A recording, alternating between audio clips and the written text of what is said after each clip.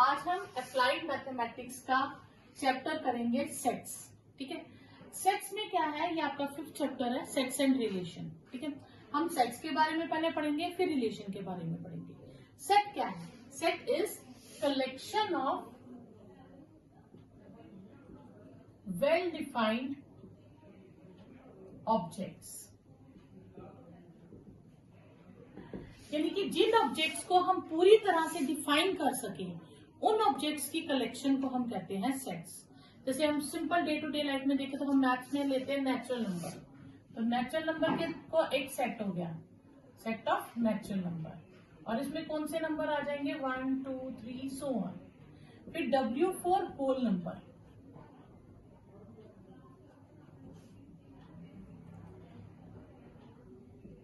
Whole number में आपके पास आ जाएंगे 0 1 2 3 4 सो ऑन। फिर इंटीजर्स को हम जी से लिखेंगे क्योंकि इसे जेलन कहते हैं। ठीक है, टू काउंट, तो इसे हम इंटीजर्स को लिखेंगे। इंटीजर्स ये आ जाएंगे आपके पास -3 -2 -1 0 1 2 3। ठीक है, फिर रैशनल नंबर को हम क्यू से लिखेंगे, रैशनल नंबर्स वो कौन से होंगे जो P बाय Q की फॉर्म में लिख सके। Q is not equal to 0, P and Q are integers, और HCF of P and Q is 1। ठीक है, और R से हम लिखते हैं रियल नंबर्स को।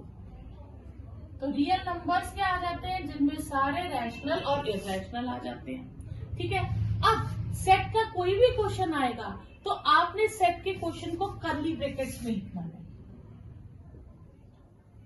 सेट के हर क्वेश्चन में हम क्या डालेंगे, कर्ली ब्रैकेट्स।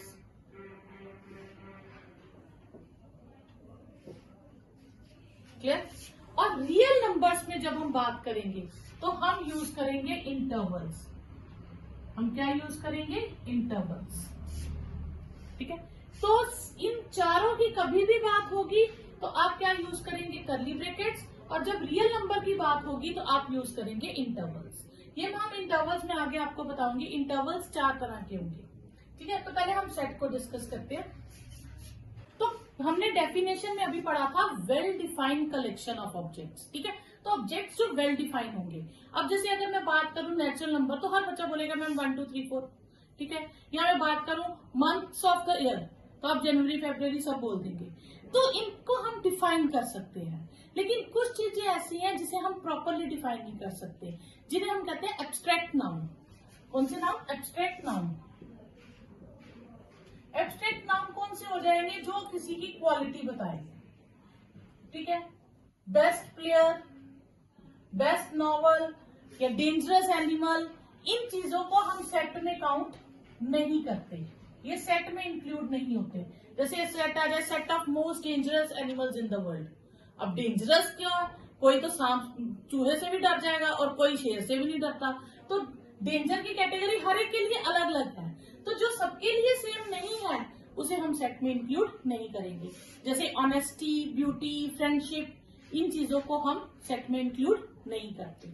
ठीक है, तो कई बार आपको क्वेश्चन ये आ जाता है सेट है या नहीं है, तो उसका रीजन बताइए, असर्शन रीजनिंग में आ जाता है, तो आप बता सकते हैं कि एब्स्ट्रैक्ट नाउन जो है वो सेट में काउंट नहीं होते। नेक्स्ट है रिप्रेजेंटेशन ऑफ अ सेट। अब हम सेट को बनाएंगे कैसे, तो सेट को रिप्रेजेंट करने के 2 रूल हैं। एक है रोस्टर फॉर्म, ठीक है, जिसको हम टेबुलर फॉर्म भी कहते हैं।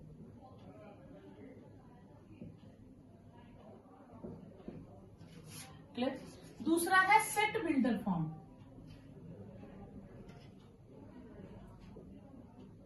जिसको हम रूल मेथड भी कहते हैं।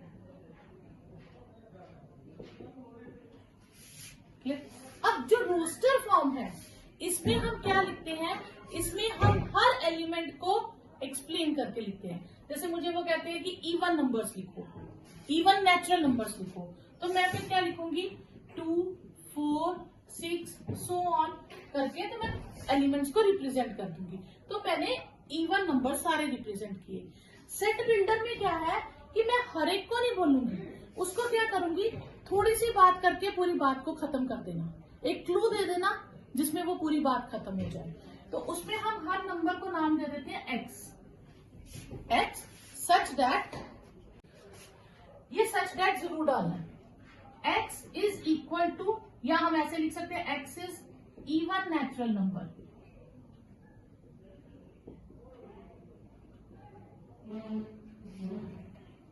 क्लियर?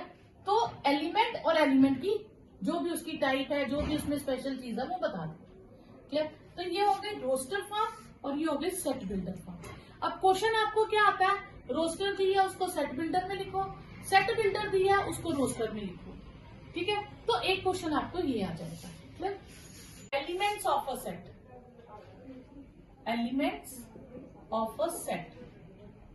सेट के एलिमेंट्स क्या होते हैं? जैसे एक सेट दिया है, सपोज करो उसमें मुझे काउंट 5 एलिमेंट्स दिए, 1 2 3 4 5।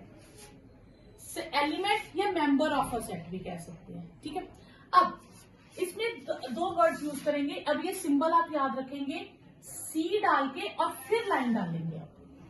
आप इसको ई नहीं लिख सकते, आपको क्या डालना है, सी और फिर लाइन डालना है। इसे हम कहते हैं बिलोंग्स टू, बिलोंग्स टू। और अगर इसे बना के मैं इसके ऊपर लाइन डाल दूं तो ये हो गया डजंट बिलोंग टू। तो बिलोंग्स टू मीन कि उसका मेंबर है, और डजंट बिलोंग्स टू मीन्स कि उसका उस सेट का मेंबर नहीं है। जैसे 1 ए का मेंबर है तो मैं लिखूंगी बिलोंग्स, 2 मेंबर है तो मैं लिखूंगी बिलोंग्स, 7 मेंबर है नहीं है तो मैं लिखूंगी डजंट बिलोंग। तो ये बिलोंग्स टू और ये डजंट बिलोंग्स टू, तो ये मेंबर्स हो गए। अब एक आते हैं कार्डन, cardinality of a set. Cardinality of a set mean number of distinct elements, number of distinct elements in a set. एक सेट में कितने डिफरेंट एलिमेंट्स हैं। ठीक है, अब इसमें ये एलिमेंट्स कितने थे, 5, ये 5 के 5 डिफरेंट थे। तो इसकी कार्डिनैलिटी क्या हो जाएगी, n of a is 5, number of elements in set a is 5। ठीक है, अब सपोज करो वो मुझे लिख देते हैं कि मैथमेटिक्स, इस वर्ड के को सेट्स में लिखो, तो हम और उसको रोस्टर फॉर्म में लिखो। हम क्या लिखेंगे, MATHE। M हम ऑलरेडी लिख चुके हैं, हम रिपीट नहीं करेंगे। A लिख चुके हैं, T भी लिख चुके हैं, ICS। अब अगर मैं इसे A नाम दूं तो कार्डिनैलिटी ऑफ A क्या हो जाएगी, 1 2 3 4 5 6 7 8। तो ये आ जाएगी कार्डिनैलिटी ऑफ अ सेट। अब हम कुछ क्वेश्चंस करते हैं कि रोस्टर को सेट बिल्डर में कैसे लिखेंगे। जैसे सपोज मैंने अभी एग्जांपल दी थी कि हम 2 4 6 को कैसे लिखेंगे, तो हम इसको क्या लिखेंगे, x सच दैट। अब आप यहाँ पे ना थोड़ा सा हिंट दे लीजिएगा, ये हो गया 2 into 1, ये हो गया 2 into 2, ये हो गया 2 into 3, so on। क्लियर? अब इन सब का नाम हमने क्या रखना, x such that. x is equal to, आप यहाँ पे देखिए 2 सबके पास है तो मैं 2 सबके पास से लिखूंगी। बाकी क्या है, 1 2 3 चेंज हो रहा है, जो चेंज हो रहा होता है उसकी जगह हम n लिखते हैं। और n वो कहाँ, किस क्वालिटी का है, नेचुरल नंबर का। इसी तरह सपोज आपके पास सेट आ जाए 1 4 9 16 एंड सो ऑन, तो अब मैं ये देखूंगी इनमें क्या स्पेशल है। ये 1 का स्कोर है, ये 2 का स्कोर है, ये 3 का स्कोर है, ये 4 का स्कोर है एंड सो ऑन। तो फिर ये क्या हो जाएगा, x such that x is equal to, अब स्कोर सबके पास है तो स्कोर तो आ जाएगा, बेस इस बार चेंज हो रहा है तो मैं क्या लिखूंगी, n, बेस को n, जो चेंज होगा उसे n लिख दो। तो ये हो गया n स्कोर और n belongs to natural number. Clear? अगर आपके पास एक सेट आ जाए, सपोज करो 5 25 125 625 एंड सो ऑन। तो अब ये मैं देखूंगी ये सारी जो टर्म्स है ये 5 के बेस में है। 5 ये क्या हो गया 5 स्क्वायर, ये क्या हो जाएगा 5 क्यूब, ये 5 power 4 and so on.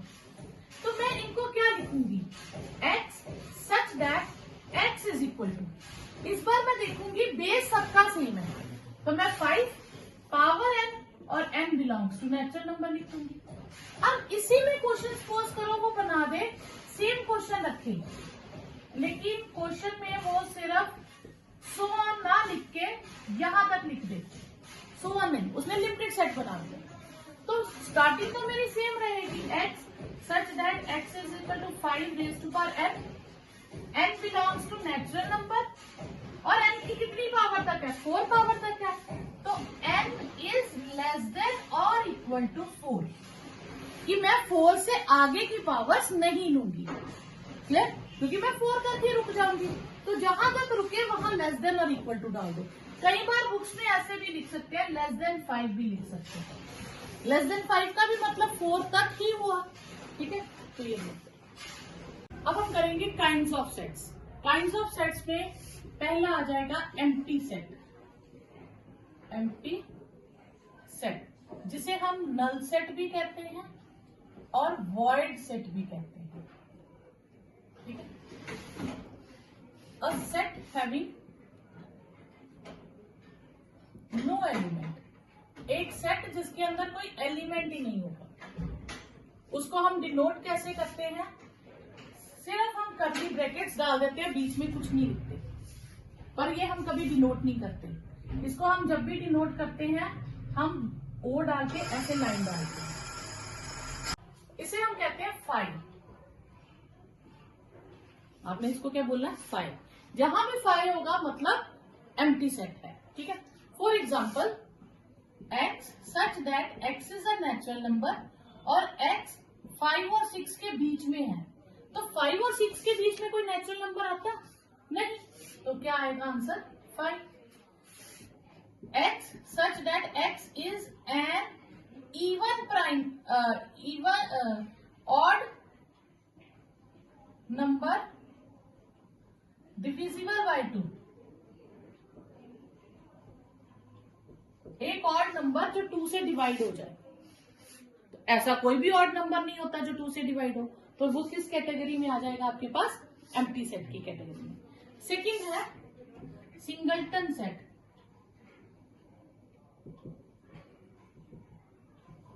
Set having only one element, एक सेट जिसमें एक ही एलिमेंट होगा, ठीक है।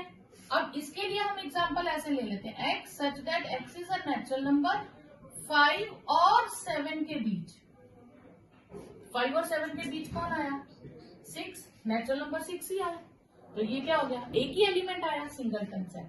और अगर ऐसे लेना हो x is an even prime number, even prime, तो इवन प्राइम कौन सा आता है 2, 2 एक ऐसा नंबर है जो इवन भी है और प्राइम भी है, तो ये आ गया आपके पास सिंगलटन सेट। थर्ड है फाइनाइट सेट,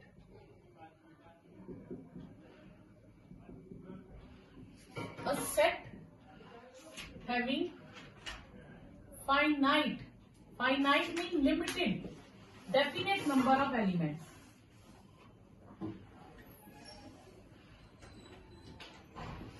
जैसे सपोज आ जाए ऐसे काउंटिंग में 1 2 3 4 सो ऑन अप टू 100 और उसके बाद मैं क्लोज कर दूं सेट, तो यानी कि इसमें 100 एलिमेंट्स होंगे, ये 5 है। तो यहाँ हम सेट बिल्डर में लिखें तो सपोज करो हम लिख लेते हैं x बिलोंग्स टू इंटीजर और -2 से लेके 7 के बीच, तो लिमिटेड होगा, तो ये क्या आ जाएगा फाइनाइट नंबर ऑफ सेट्स, ठीक है। फोर्थ आ जाएगा आपके पास infinite set, infinite set, a set having infinite number of elements.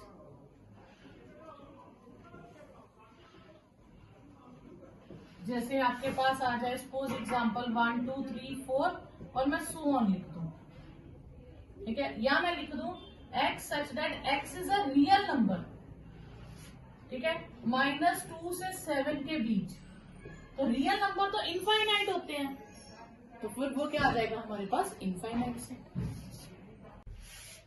First question है अ सेट गिवन है हमें 3 5 7 9 11, then write which of the following statements are true, ठीक है। If statement is not true mention why, ठीक है। अब belongs वाला आ गया ना, जो मैंने समझाया था, जो मेंबर होता है तो वो बिलोंग होगा। अब 3 इसका मेंबर है तो 3 बिलोंग कर रहा है, तो ये ट्रू है।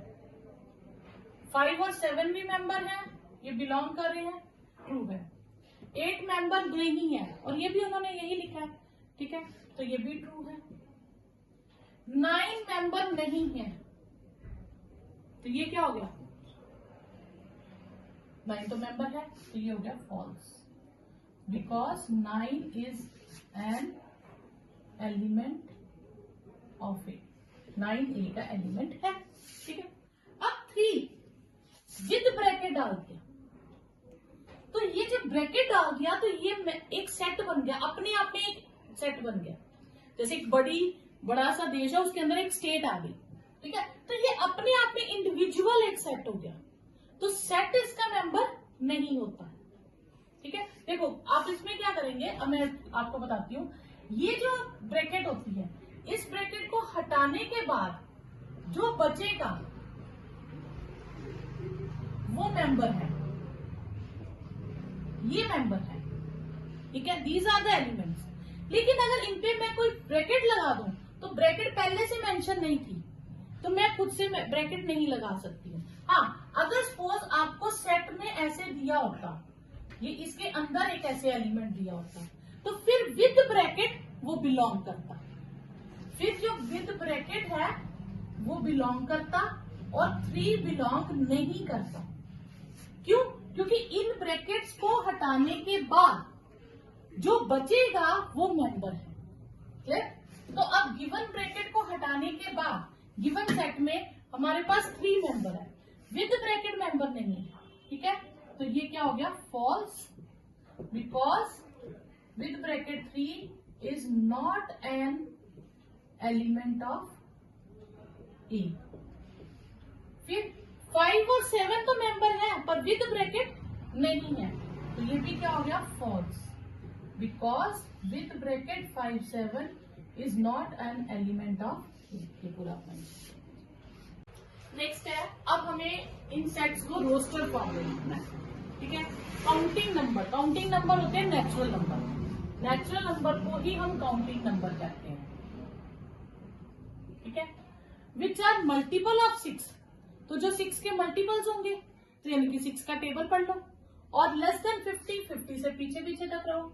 6 का टेबल 12 18 24 30 36 42 48, बस, clear. Next, fraction whose numerator is 1, numerator 1 रहेगा, and denominator is less than 10, counting number less than 10, तो न्यूमिनेटर 1 रहेगा तो डिनोमिनेटर लेस देन 10 लेना है। 6 7 8 9, न्यूमिनेटर 1 रहेगा, ठीक है। नेक्स्ट, नेचुरल नंबर लेना है और प्राइम फैक्टर ऑफ 84 लेने हैं, तो 84 के टेबल में कौन डिवाइड करता है, प्राइम नंबर 2 3, ठीक है, और 7, बाकी प्राइम नहीं है, ठीक है, जो डिवाइड करते हैं। ऑड इंटीजर्स लेने हैं -4 से 8 के बीच, तो ऑड में आएगा -3 -1 1 3 5 और 7, ये आपके पास ऑड इंटीजर्स आ जाएंगे।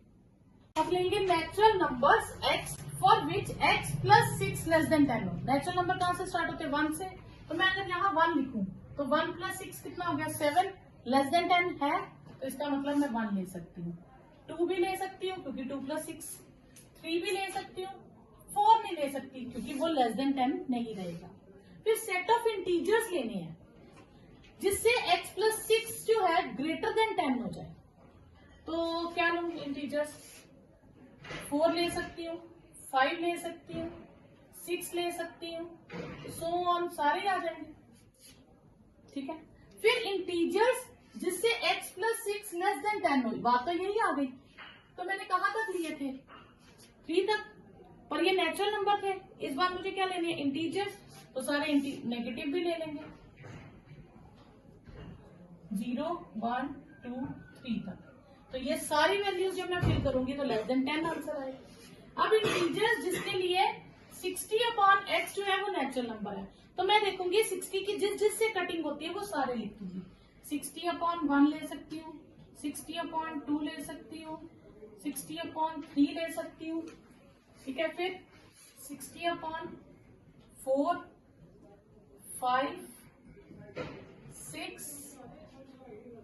ठीक है, क्लियर। और क्या आ सकता है, 7 नहीं आ सकता, 8 नहीं आ सकता, 9 नहीं, 10 11 नहीं, 12 13 14 15 16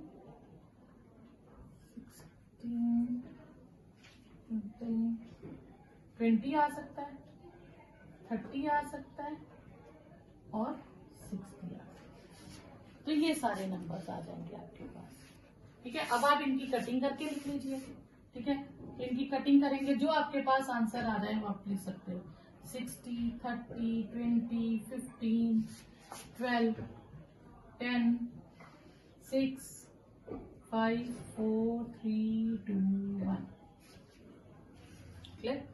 अब आई फॉर इंटीजर्स भी लिखते हैं, जी से भी लिखते हैं, इंटीजर्स को आई से भी लिखते हैं। -1/2 से 9/2 के बीच में लिखिए, तो -1/2 हो गया 0.5 और 9/2 हो गया 4.5। इनके बीच में कौन कौन से इंटीजर्स आ गए, 0 आया, 1 2 3 और 4, ये 5 इंटीजर्स आ गए। तो इसका आंसर इसमें बच्चा 4 नहीं आएगा क्योंकि ग्रेटर देन 10 है ना, तो वो इक्वल टू 10 हो जाएगा, तो 5 6 7 आ जाएगा, 4 यहां से हम नहीं लेंगे। ठीक है, तो नेक्स्ट पार्ट है x is a natural number in which 4x minus 3 is less than or equal to 15। तो हम इसे कैसे करेंगे, 4x minus 3 is equal to 15 ले लेंगे, 4x is equal to 15 plus 3, 4x is equal to 18 and x is 18/4, that is 9/2। 9/2 mean 4.5। तो 4.5 से पीछे जितने इंटीजर्स हैं हम वो लेंगे, और वो हमारे पास क्या हो जाएंगे, वो हमारे पास आ जाएंगे 1 2 3 and 4। ठीक है, क्योंकि हमें 4.5 से लेस लेने हैं। अब वो नंबर्स लेने हैं नेचुरल नंबर जिनका स्कोर 40 से कम है, तो 1 2 का स्कोर, 3 का स्कोर 9 है, 40 से कम है, 4 5 और 6 तक लेंगे, क्योंकि 7 का स्कोर 49 हो जाएगा, वो उससे ग्रेटर हो जाएगा।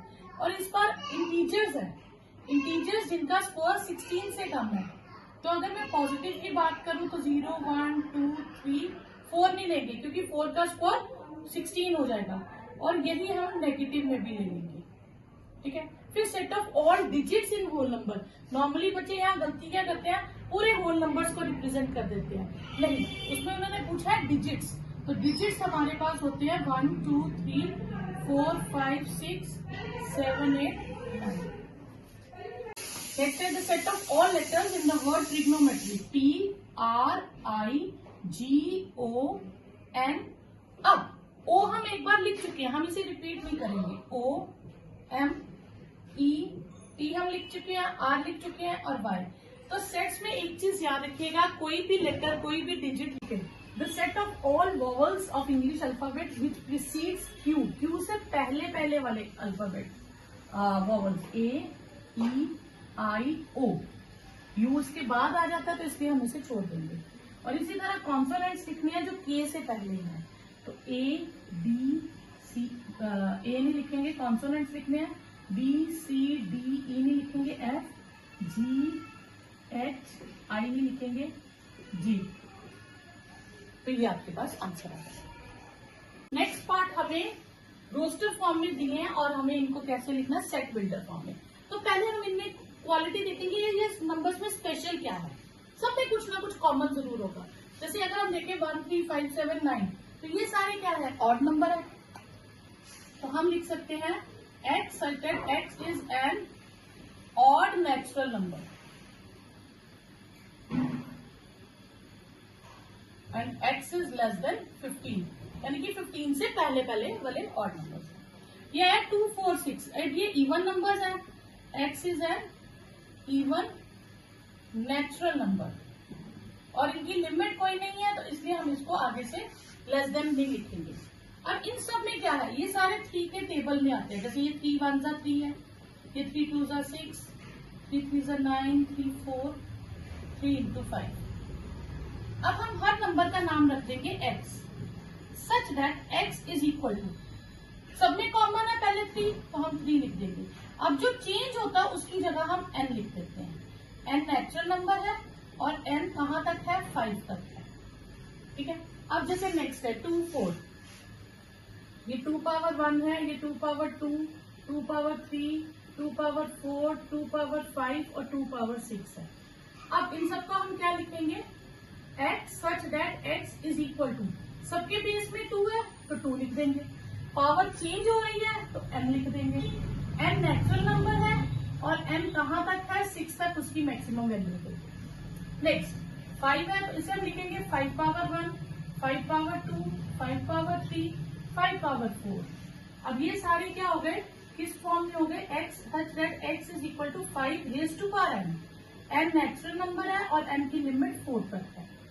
अब ये है 1, ये 1 स्क्वायर लिख सकते हैं, 2 square, 3 square, 4 square and so on 10 square. तो ये सारे नंबर्स में अगर हम देखें x such that x is equal to, अब सब में देखो पावर सबका स्क्वायर है और बेस चेंज हो रहा है, तो हम इस बार बेस को n लिख देंगे और पावर को square. n belongs to natural number और n कहां तक है, 10 तक। ठीक है, नेक्स्ट 1 4 9 16, तो ये आ जाएगा 1 square, 2 square, 3 square, 4 square, 5 square and so on है। तो इस बार हम लिखेंगे x such that x is equal to n square and n belongs to natural number और इसकी लिमिट कोई नहीं रखेंगे। ठीक है, नेक्स्ट है 1/2, 2/3, तो मैं ऐसे लिख सकती हूँ 1/1 प्लस 1, 2/2 प्लस 1, 3/3 प्लस 1, 4/4 प्लस 1, क्योंकि डिनोमिनेटर न्यूमिनेटर से एक स्टेप ज्यादा है। तो अब चेंज क्या हो रहा है, न्यूमिनेटर, तो न्यूमिनेटर में चेंज हो रहा है तो ये n आ जाएगा। डिनोमिनेटर की फर्स्ट टर्म चेंज हो रही है तो n आ जाएगा। सेकंड टर्म 1 है तो फिर वो 1 ही रहेगी और n belongs to natural number. तो जो चेंज हो रहा होगा उसको हम n से रिप्लेस कर देंगे और जो सेम रहेगा उसको हम एज इट इज लिख देंगे। Find the cardinal number of the following set. Cardinal number होता क्या है, सेट के अंदर जितने डिस्टिंक्ट एलिमेंट्स हैं अगर हम उनकी काउंटिंग कर लें और जितने बनेगा काउंटिंग करके वो उसका क्या हो जाएगा, कार्डिनल नंबर। अब सेट के अंदर यहाँ पे क्या है, कुछ भी नहीं है, तो अगर मैं इस सेट को नाम दे दूं सेट ए, तो कार्डिनल नंबर ऑफ ए कितना हो जाएगा, 0, क्योंकि इसके अंदर कोई एलिमेंट ही नहीं है। और इसमें कितना हो जाएगा, cardinal number of set is 1, क्योंकि इसमें एक एलिमेंट है। अब यहाँ पे देखिए तो 1 2 2 1 3, सेट में एक रूल था कि अब हम सेट में एलिमेंट्स को रिपीट नहीं कर सकते, तो ये आ जाएगा 1 2 और 3 डिफरेंट एलिमेंट। हमें लेना है कार्डिनल नंबर क्या होता है, नंबर ऑफ डिस्टिंक्ट एलिमेंट्स। ठीक है, तो कार्डिनलिटी ऑफ ए क्या हो जाएगी, 3। फिर सेट ऑफ ऑल लेटर्स, तो आपके पास आ जाएगा P R I N C, I दोबारा नहीं लिखेंगे, E भी नहीं लिखेंगे, A और N। तो कार्डिनलिटी ऑफ ए क्या आ जाएगी, 1 2 3 4 5 6 7, तो 7। और इसमें हमें वॉवल्स लेनी है, तो वॉवल्स कौन से हो जाएंगे हमारे पास, I और A, बस 2 ही वॉवल्स है। ठीक है, हाँ, तो कार्डिनलिटी ऑफ ए क्या हो जाएगी, 2, क्योंकि 2 ही एलिमेंट्स आएंगे। नेक्स्ट है 2 डिजिट नंबर्स लेने हैं। 2 डिजिट नंबर्स शुरू हो जाते हैं 10 से 99 तक, पर हमें इस तरह से लेने हैं कि सम ऑफ डिजिट्स इज 8। तो अब 1 के साथ 17 लेंगे तो टोटल 8 बनेगा, 2 की लाइन में 6, 2 और 6, तो एक यहां से डिजिट बढ़ाते जाएंगे, यहां से कम करते जाएंगे। 35, 44, 53, 62, 71 और 80। तो ये हो गए 2 डिजिट नंबर जिनके डिजिट्स का सम 8 है। तो कितने डिजिट्स हुए? 8 डिजिट्स हो गए। एंड कार्डिनलिटी ऑफ ए कितना आ गया आपके पास? 8।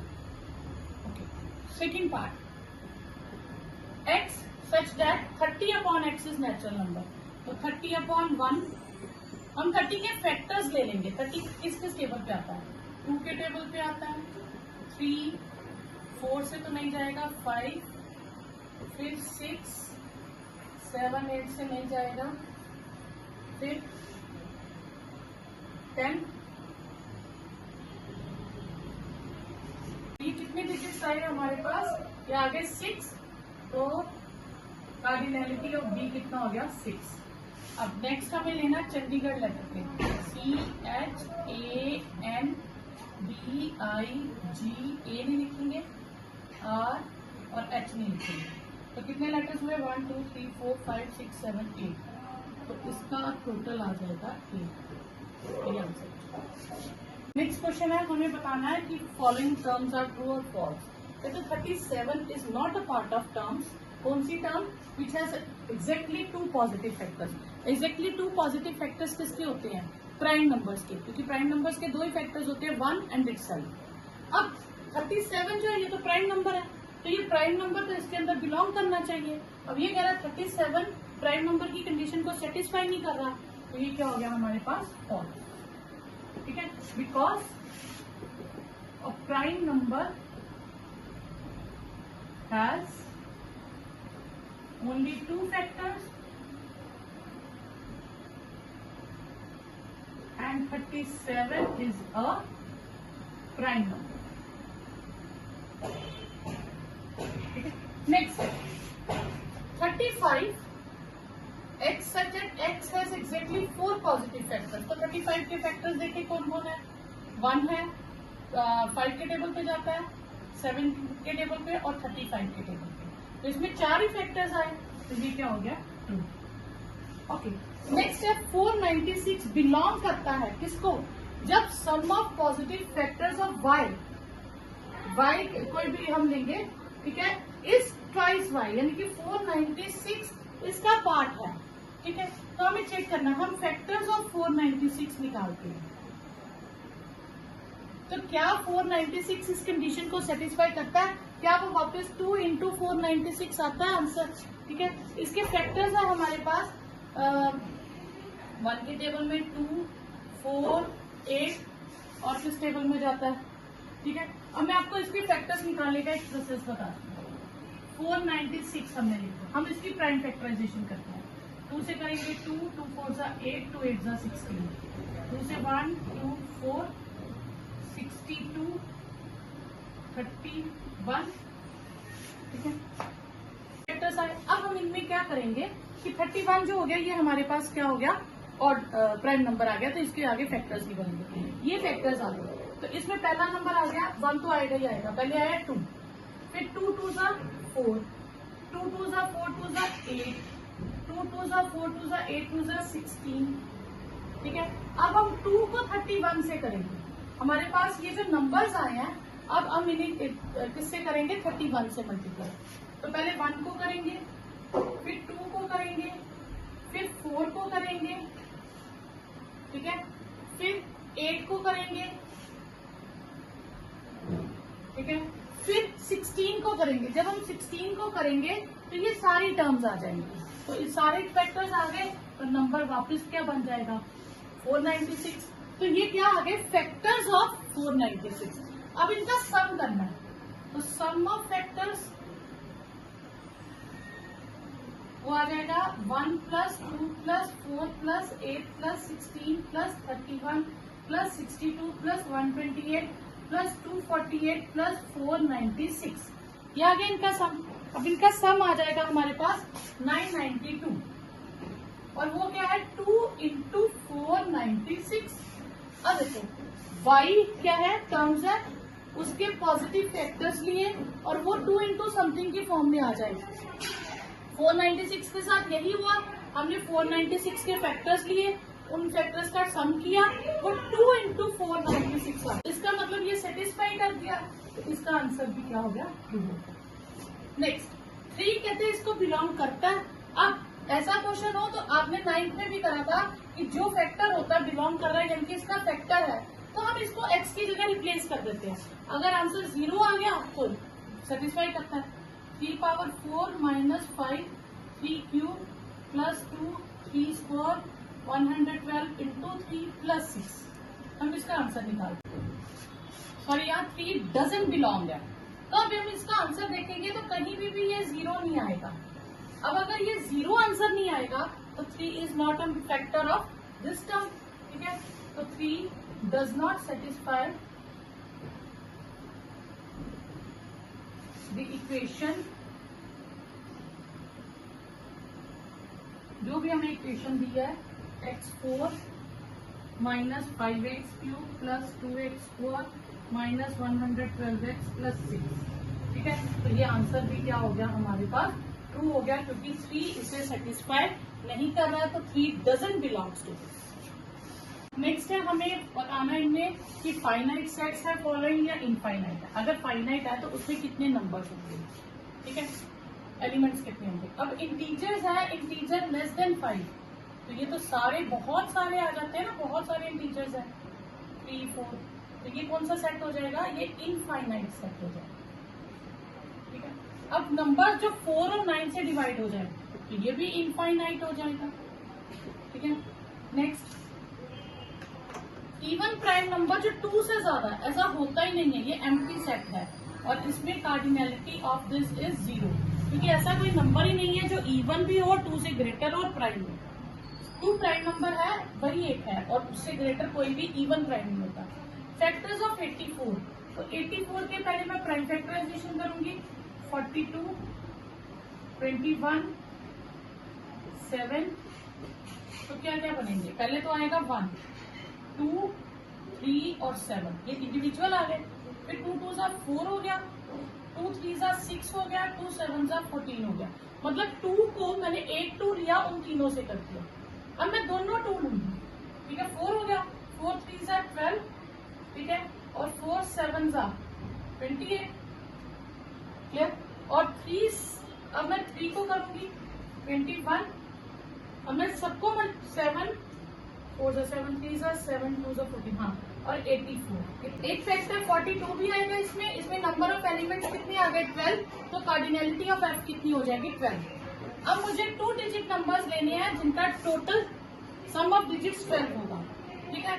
12 2 की लाइन में तो आएगा नहीं, ठीक है। 3 और 9, 4 और 8, 5 और 7, ठीक है, 6 और 6 और यहाँ आ जाएगा 6, 7 विथ 5, 8 विथ 4 एंड 9 विथ 3, तो कितने आए 1 2 3 4 5 6 7, तो इसमें कितने डिजिट्स आ गए 7। अब हमें लेना 3x माइनस 7 लेस देन और इक्वल टू 18, तो मैं इज इक्वल टू 8 लेके करती हूँ। 3x is equal to 8 plus 7, 3x is 15 और x इज 5, तो मतलब मुझे 5 तक होल नंबर्स लेने हैं, तो वो कौन से आ जाएंगे 0 1 2 3 4 और 5 तक, तो उसकी कार्डिनैलिटी हो गई हमारे पास 6।